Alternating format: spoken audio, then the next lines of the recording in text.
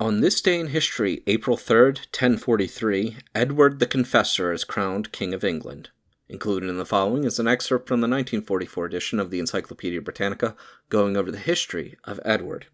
Edward the Confessor died 1066, so called on account of his reputation for sanctity. King of the English, was the son of Ethelred II, the Unready, and Emma, daughter of Richard, Duke of Normandy, and was born at Islip in Oxfordshire.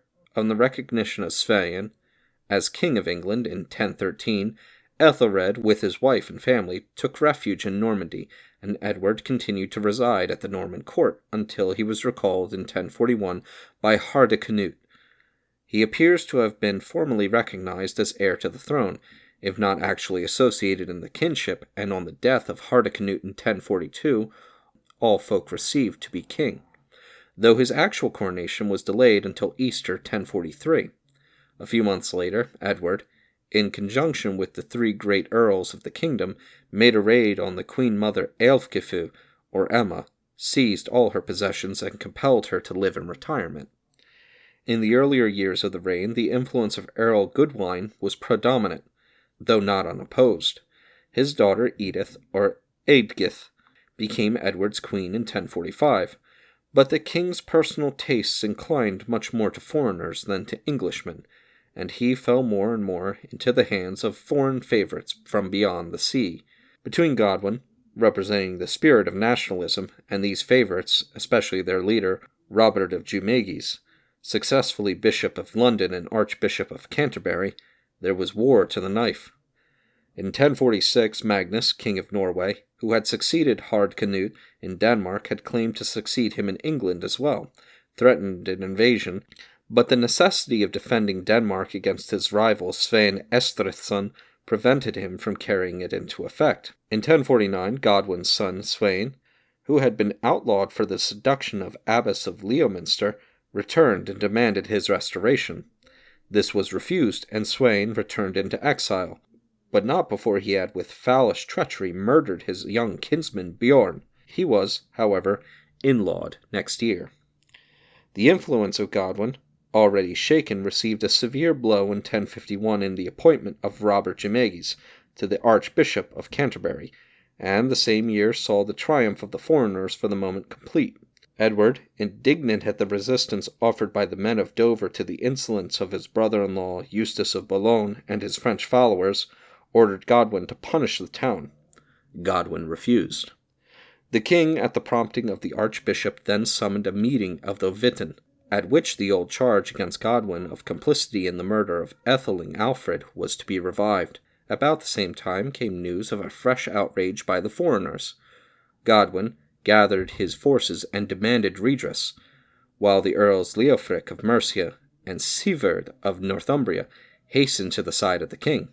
Civil war seemed imminent, but at length a compromise was effected by which the matter was referred to a meeting of the Witan to be held at London. At the appointed time, Godwin presented himself at Southwark, but his followers were rapidly deserting him, nor would the king give hostages for his security. Alarmed for his safety, he fled to Flanders, where his son Harold went to Ireland, but their exile was brief. The tale of Godwin excited universal sympathy, for he represented the cause of national independence. Encouraged by assurances from England, he sailed thither, and joining forces with Harold, sailed along the south coast and up the Thames. The king would have resisted, but found no support. Yielding to circumstances, he allowed himself to be reconciled, and Godwin and his house were restored to their old position. The queen at the same time was brought back from the monastery at Werwell, whither she had been dispatched at her father's flight. The foreigners had already ignominiously fled the country, and thenceforth the influence of Godwin, and, after his death, of Harold, was supreme. In 1063 Harold made a great expedition into Wales, in which he crushed the power of King Gruffudd, who was killed by his own people.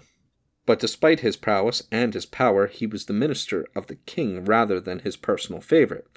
This latter position belonged to his younger brother Tostig, who, on the death of Siverd in 1055, was appointed Earl of Northumbria. Here, Tostig's severity and arbitrary temper rendered him intensely unpopular, and in 1065 Tostig's subjects broke into revolt. They elected Morkere as their earl, then, marching south, demanded Tostig's banishment. Edward desired to crush the revolt by force of arms, but he was overborne and forced to submit. The election of Morkere was recognized, and Tostig went into exile, intensely mortified at this humiliation, and henceforth his health failed rapidly. He was unable to be present at the consecration of his new abbey of Westminster, the foundation of which had been the chief interest of his closing years, and on January 5th, 1066, he died.